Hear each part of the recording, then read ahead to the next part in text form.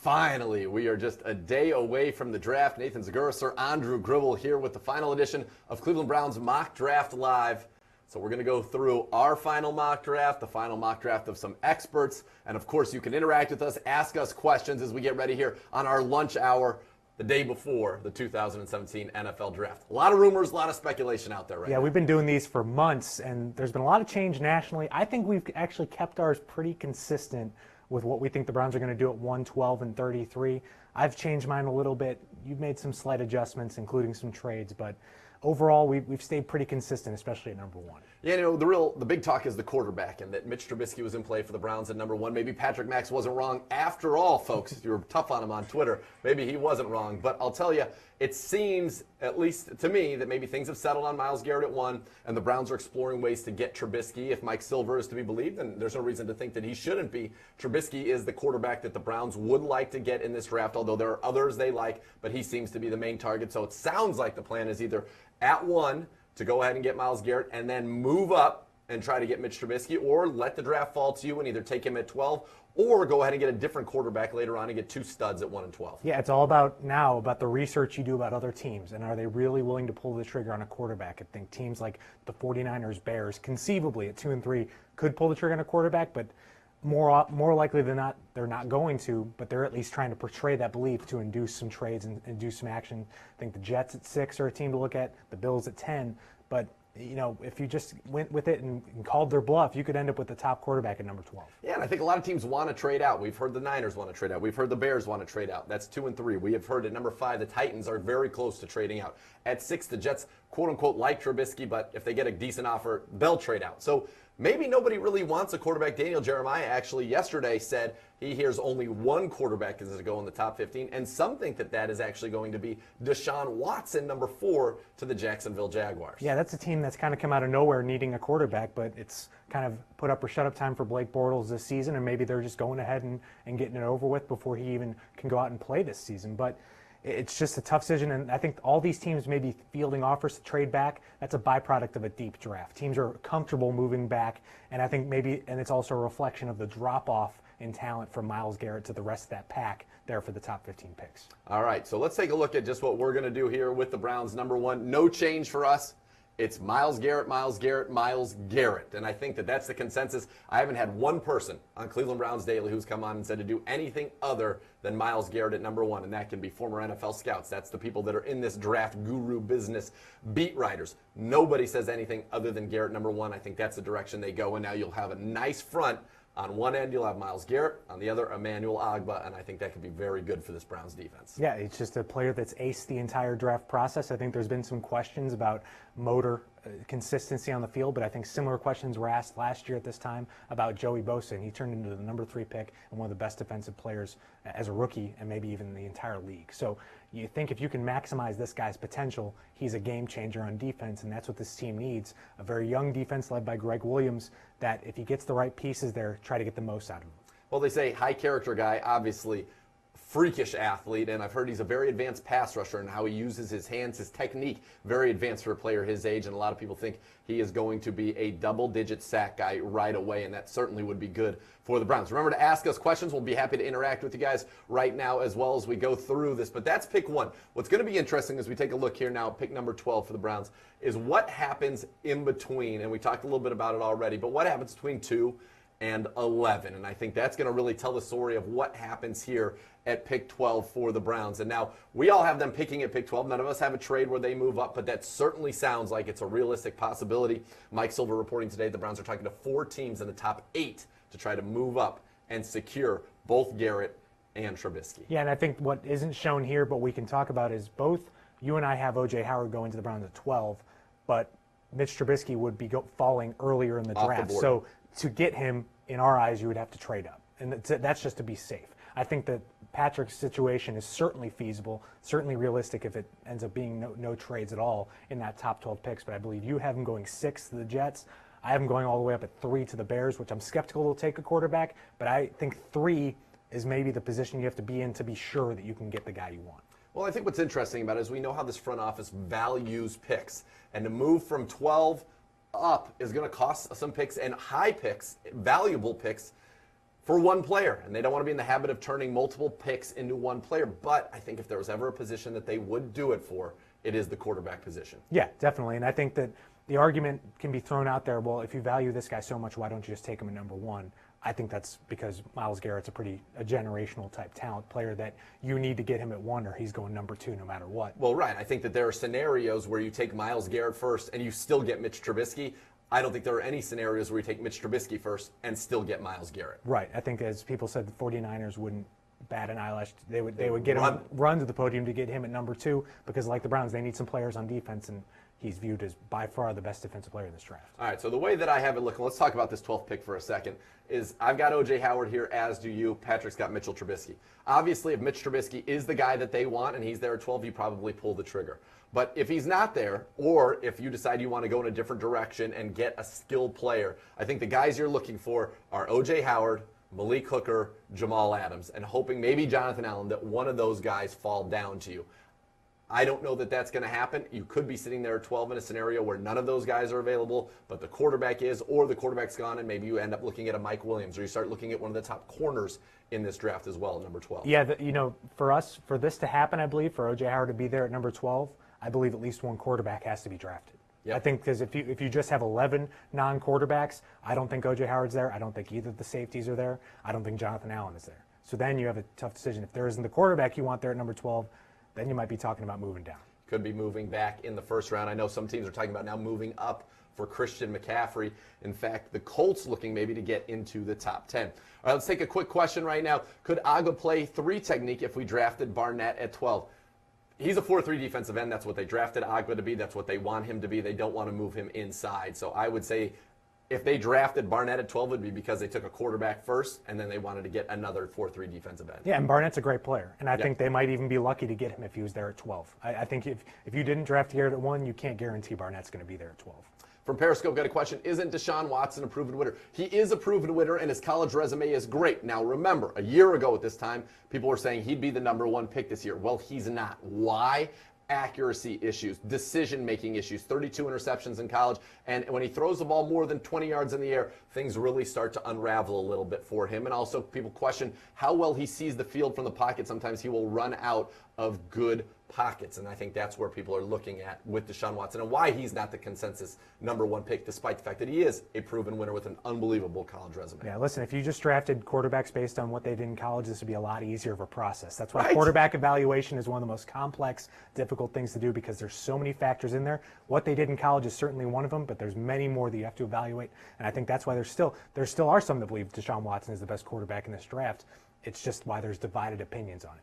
All right, O.J. Howard is great, but we need secondary help. This draft is so deep in the defensive secondary that at 33 and 52, I think you can get very good players in the secondary. Now, the converse is also true. Tight end is very good. And you could probably get a guy like Evan Ingram, as we'll see in one of these mock drafts, at 33. There are good players to be had there. I think it's just you got to go with the best player on the board. If you think O.J. Howard is a little bit better than one of those corners, take them there and worry about the secondary later. But you're right. The Browns need to address secondary, specifically the safety position. Listen, I think cornerback's an interesting position in this draft because there's so many good ones that it can almost work against them, and a lot of them go in the second round because I don't think there's a standout one in the group beyond Marshawn Lattimore. I think that there's a lot of guys clustered together with divided opinions, a lot like the quarterbacks, and because of that, they could get pushed down because you want to get that best player available and think, oh, I can get one of these 5 guys and be happy in the second or third round. All right, Mitch Trubisky's resume isn't very impressive. Why all the hype from Periscope? Well, I think it's not long. I don't think it's a big resume, but I do think there are things on it that are impressive about Mitch Trubisky. He is very accurate from the pocket, can throw the ball into tight windows, a good anticipatory thrower, can read defenses well, although he showed some struggles with some zone blitz schemes, although that was something they worked on in the Gruden's quarterback camp for those who watched it. Mitch Trubisky has size. He's a better athlete. He can help you with his legs. He can make plays. He can make all the throws. So people like him. They like his work ethic. And look, when you need a quarterback, you've got to try to find one until you don't. Yeah, I mean, it is a short resume, and I think that's one of the concerns you have when you're evaluating a guy. But I believe if he had gone back to school this year at North Carolina, the entire offseason debate would be who's going number 1 next year at quarterback, Darnold or Trubisky. He would be in that conversation as one of the best quarterbacks, especially coming back after such a good year. But it is a projection. All these guys are projection. Some have concerns. Deshaun Kaiser, the losing record. Deshaun Watson, what he does downfield, decision-making. it's all thrown in together, and that's what makes this decision really tough. And then you got a wild card like Patrick Mahomes out there. And the question comes to us now, how does next year's loaded quarterback class affect us this year?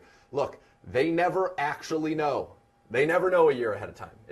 I don't think you can put any stock in those things. Now, maybe these guys do come out and they are great. It is possible. But Matt Barkley was going to be the number 1 pick. Christian Hackenberg was going to be the number 1 pick. We know how these things ultimately do play out. Deshaun Watson was going to be a number 1 pick. Jake Locker. Yeah. The list goes on. It's not that easy to project these things over years, so you got to focus on what's at hand right now. So here we are through 12 picks. I would have Garrett and Howard. You have Garrett and Howard. Garrett and Trubisky for Mr. Max. Now, I have a trade here, and I actually am starting to feel better about this scenario as things go, and I'll tell you why. A lot of talk today about teams in the second half of the first round, so picks 17 through 32, being willing to get out of the first round because they think picks somewhere in between 20 and 55, or I'm sorry, 32 and 55, that's the sweet spot in this draft. And so they're not opposed to maybe moving back out. And so we find somebody here that the Browns find in the Oakland Raiders to do that. I heard Tampa wanted to move down today as well. That's pick, I believe, 19, which would be another great spot. And the Browns go in there. They get pick 24. They draft Mahomes. You give up pick 52. You give up probably 2 of your second rounders in 2018 as well, and maybe a late pick this year if you've got to do it. That allows you to keep 4 picks in the first 33. You get Garrett, you get Howard, and now you get a quarterback who, while not maybe the surest thing in this draft, certainly has the highest ceiling. At least that's the consensus amongst people with his overall talent, and you give him time to come in. Look, all these guys need some time. The Browns are not ready to win this year. They're ready to win more games than they did a year ago, but in terms of challenging for a Super Bowl, not likely to happen this season. So give him the time that he needs with Hugh Jackson, and now I think you feel good. You got a quarterback plus 2 immediate impact starters, and you keep pick 33. Here's my question, though. If I'm the Raiders and I'm talking to the Browns, how do I even continue the negotiations if 33 is not on the table? Because they're giving you 3 2s for 1 late first-round pick. But that 33rd pick, we talk about it every year, it's such a desirable pick. Everyone wants that pick. It almost can work against the Browns in negotiations. Sure. The fact that they have it with teams unwilling to even talk about it without even including 33. That's the thing. That's the thing I worry about going into that. How much trading back into the first round? Right. That's tough because 52 to 24 is a big gap. If you give up 33 to go up to 24, you might only have to throw in 1 more pick. You might have thrown a late pick. A late pick, and that's it. So the question then would become, do you feel, and this is probably what the Browns are thinking, and that's feasible too, you could go that way. At 52, how big of a difference are you going to get in the defensive back? Because in this scenario, right, you have Garrett and Howard, you're getting your quarterback. 33 to 52, 19 picks. Do you feel that you can still get a corner or a safety that you like at that point? If the answer is yes, then you can just go that route. If the answer is no, and you want to make sure you stay at 33 and end up with 4 players in the top 33, I think you go this route. Yeah, but it's just a tough decision if that's the only way you can make the deal is giving up 33. And if you want to get back in the first round that badly, especially a quarterback where that 5th-year option is very important, you're probably going to have to be willing to do it. Yeah.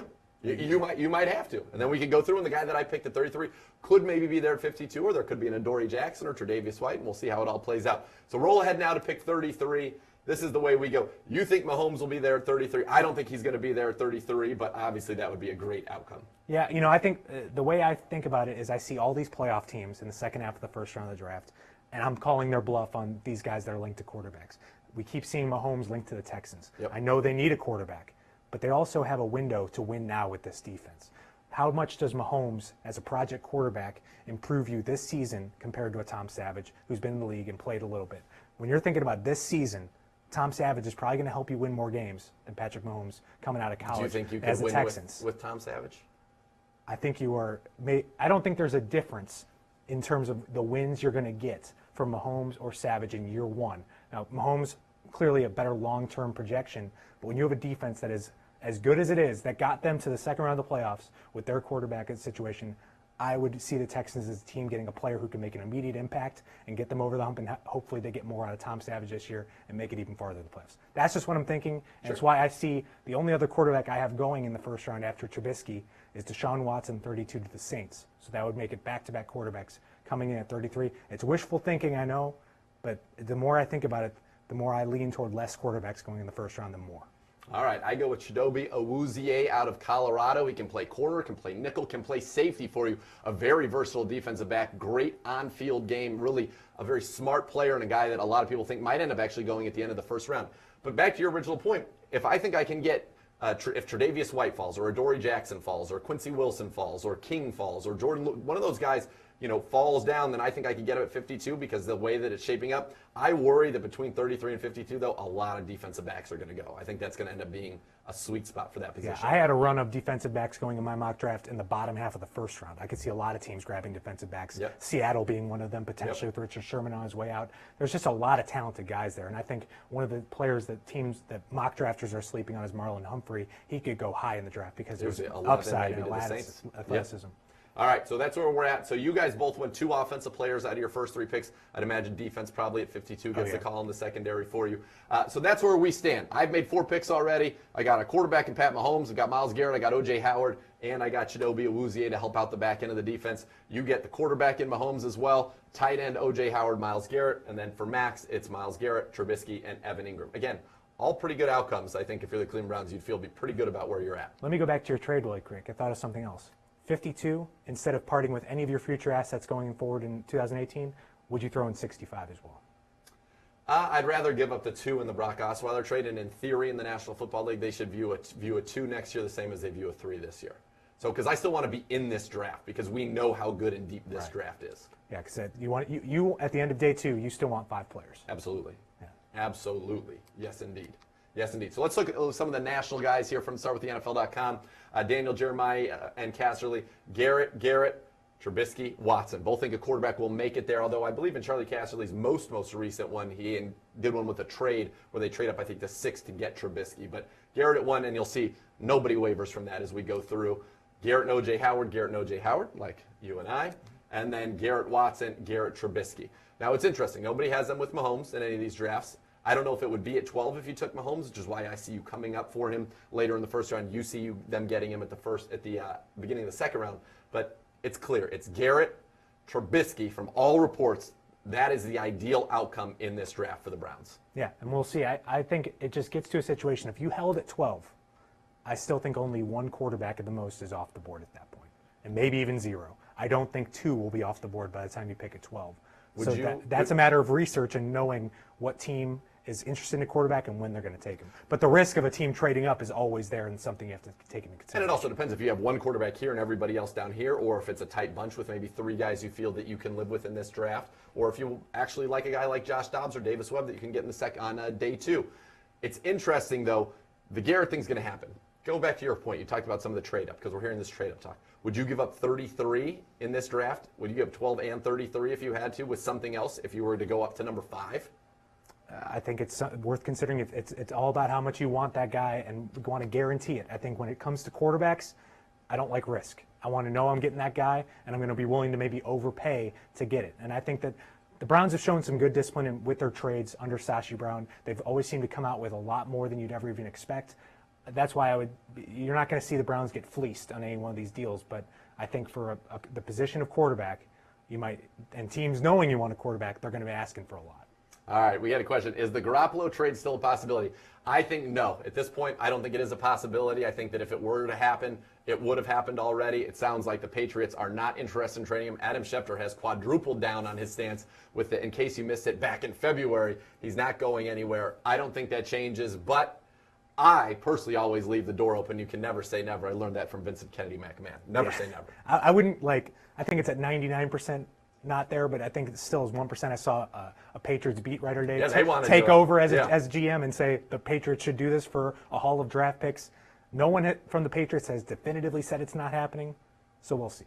But I just think I think if something like that were to happen, it would have already happened by now. I agree with you as well. Well, that is what we're looking at here. Those are the mock drafts that we've run through. Tomorrow it actually starts. I think you can expect Myles Garrett to come off the board. Number 1 for the Browns. After that, it's going to be wide open. Do they stay at 12? Do they move up from 12 earlier in the first round? Do they move from the second round back into the first round 3? It's going to be a wild day 1, and I think really the first 2 days are going to be wild for Browns fans. The good news is they should be adding a lot of talent to this team, and you can be a part of it down at the Muni Lot, of course, with the Browns Draft Party, and we'll also have a special edition of Browns Countdown at 7 a.m. on News Channel 5, or as they like to call it now, News 5. That's at 7 o'clock live with the very latest from the Muni Lot on the draft and what's going to happen in round 1. Plus, we'll have coverage for you on the radio, on the Browns Radio Network from 7 till midnight each of the first 2 days. So tons to get into. It's an exciting time, and thankfully, it is finally here. Yeah, can't wait. Can't wait. For Sir Andrew Gribble, I'm Nathan Zegura saying thanks for joining us